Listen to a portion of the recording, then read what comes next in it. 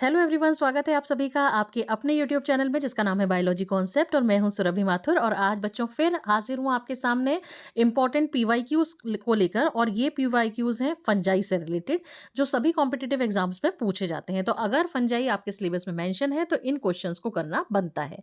तो आइए शुरू करते हैं क्वेश्चंस का ये सिलसिला। सबसे पहला क्वेश्चन है, fungi used in maturation of चीज। ये वही चीज है जिसको हम पिज्जा पर लगाकर खाते हैं, बड़ा एंजॉय करते हैं। तो उस चीज के मैच्योरेशन में कौन से फंजाई का यूज होता है? तो इसका सही जवाब है बच्चों penicillium. Option B is the right answer.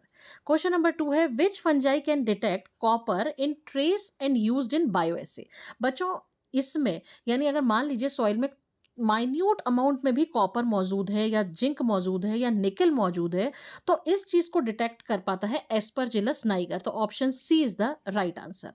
Question number 3 है, which of the following is not a correct match. आपको नॉट पे फोकस करना है कि कौन सा करेक्ट मैच नहीं है। पहला ऑप्शन है लेट ब्लाइट ऑफ पोटैटो और इसके पैथोजन का नाम लिखा हुआ है फाइटोबथोरा इन्फेस्टेंस, ये बिल्कुल सही है। White rust of crucifer, albugo candida, ये भी सही है। यानी कि एल्बुगो कैंडिडा वो फंजाई है जो क्रूसीफेरी फैमिली के मेंबर्स में व्हाइट रस्ट डिसीज कॉज करती है, ये बिल्कुल सही है। सी है लूज स्मट ऑफ व्हीट और इसका लिखा हुआ है पैथोजन अस्टीलेगो हॉर्डियाई। बच्चों ये जो है ये गलत है, लेकिन हमारा तो सही जवाब होगा ऑप्शन सी। यहाँ पर आना क्या चाहिए था? यहाँ आना चाहिए था अस्टीलेगो ट्रिटिसाई। हॉर्डियाई लिखा है तो हॉर्डियाई तो किस पे करेगा? हॉर्डियम वल्गेर पर करेगा, न कि व्हीट पर। तो चूंकि यहाँ पे हॉर्डियाई स्पीशीज गलत हो गई, इसीलिए ये ऑप्शन भी गलत हो गया। लेकिन हमसे चूंकि नॉट पूछा गया है तो इसीलिए सही जवाब होगा ऑप्शन सी। और लास्ट है ग्रीन ईयर डिसीज ऑफ बाजरा। ये बच्चों स्क्लेरोस्पोरा ग्रामिनिकोला द्वारा ही होता है, तो ये सही है। तो इसलिए ए, बी और डी ये तीनों सही हैं, सही मैच है। लेकिन सी जो है वो सही मैच नहीं है, तो इसलिए हमारा हमसे नॉट ही पूछा गया है। तो option C is the right answer. Question number 4 है, loose smut of wheat is caused by. अब देखो यही वाला क्वेश्चन, इसका अगला क्वेश्चन आ गया इस तरीके का कि ये व्हीट में लूज स्मट जो डिसीज है वो किसके द्वारा कॉज होती है? तो इसका जवाब होगा अस्टीलेगो ट्रिटिसाई के द्वारा। तो option D is the right answer. Question number 5 है, एफ्लाटॉक्सिन इज प्रोड्यूस्ड बाय। बच्चों कल मैंने आपको पढ़ाया था एफ्लाटॉक्सिन्स क्या होते हैं। एफ्लाटॉक्सिन्स वो टॉक्सिन्स होते हैं जो क्या होते हैं? कार्सिनोजेंस होते हैं, यानी कैंसर कॉज करते हैं। इवन एनिमल्स में, ह्यूमंस में जो लिवर का कैंसर होता है वो एफ्लाटॉक्सिन की वजह से भी होता है। तो इसीलिए इसका सही जवाब होगा। और एफ्लाटॉक्सिन प्रोड्यूस कौन करता है? वो प्रोड्यूस करते हैं फंगस। तो यहाँ पर सही जवाब होगा ऑप्शन सी। फिर आ जाते हैं क्वेश्चन नंबर 6 पर, the respiratory process of yeast is A rarely anaerobic, B anaerobic, C purely aerobic, या D both aerobic and anaerobic. बच्चों होता यह है कि जब भी इस क्वेश्चन को हम करते हैं तो हम झट से एनएरोबिक पर टिक लगा देते हैं। लेकिन देखो यीस्ट जो है वो एक ऐसी फंगस है जो अगर इसको ऑक्सीजन मिलती है तो भी सरवाइव करती है, ऑक्सीजन नहीं मिलती तो भी सरवाइव करती है। यानी ये एरोबिक और एनएरोबिक दोनों ही प्रोसेस में, दोनों ही कंडीशंस में सरवाइव कर सकती है। अगर एनएरोबिक प्रोसेस होगी तो ये बना देगी इथाइल अल्कोहल और CO2।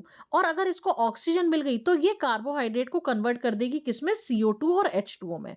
और अगर नहीं मिलती मतलब इसको ऑक्सीजन, तो ये कार्बोहाइड्रेट को किस में कन्वर्ट कर देगी? ये कर देगी इथाइल अल्कोहल और CO2 में, जो कि हमने कल पढ़ा भी था जिसकी रिएक्शन।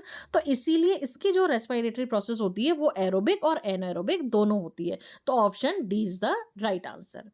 क्वेश्चन नंबर 7 है, the fungus commonly known as bread mould is. Bread पर जो फंजाई ग्रो कर जाती है जिसको ब्लैक ब्रेड मोल्ड भी कहते हैं, ये है हुआ बेटा राइजोपस। तो option B is the right answer.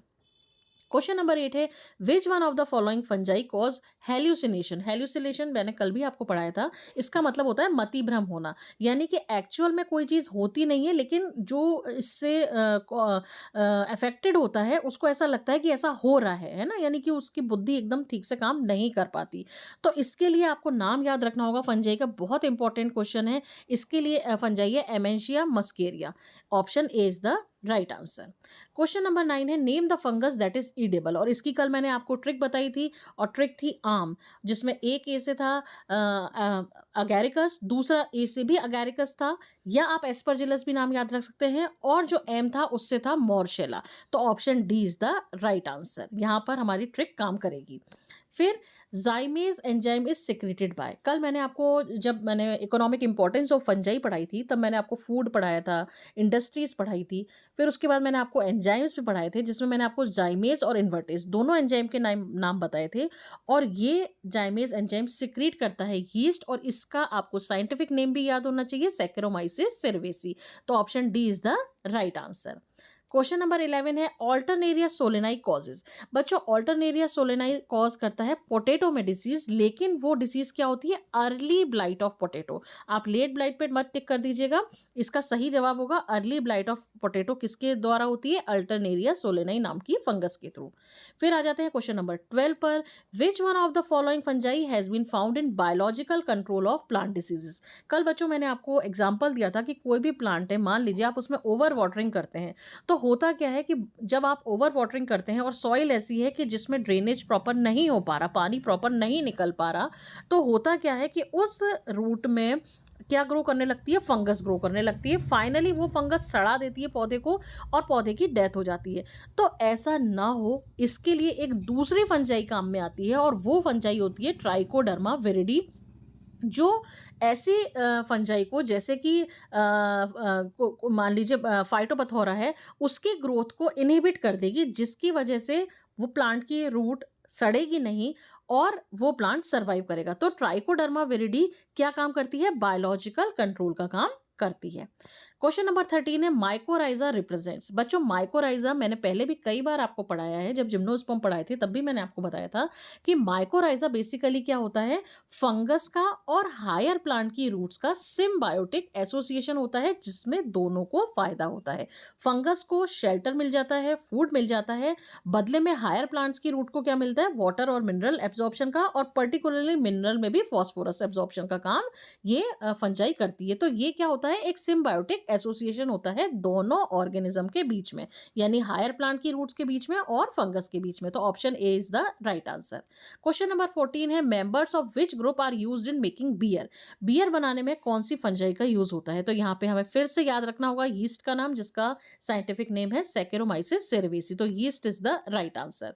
Question number 15 है what are produced when glucose is fermented by yeast. अब देखो, जो मैंने अभी थोड़ी देर पहले आपको बताया था, जब हमने बात करी थी कि यीस्ट एरोबिक रेस्पिरेटरी प्रोसेस होती है या एनएरोबिक, तो मैंने आपसे कहा था कि यीस्ट में एरोबिक और एनएरोबिक दोनों ही रेस्पिरेटरी प्रोसेस होती है।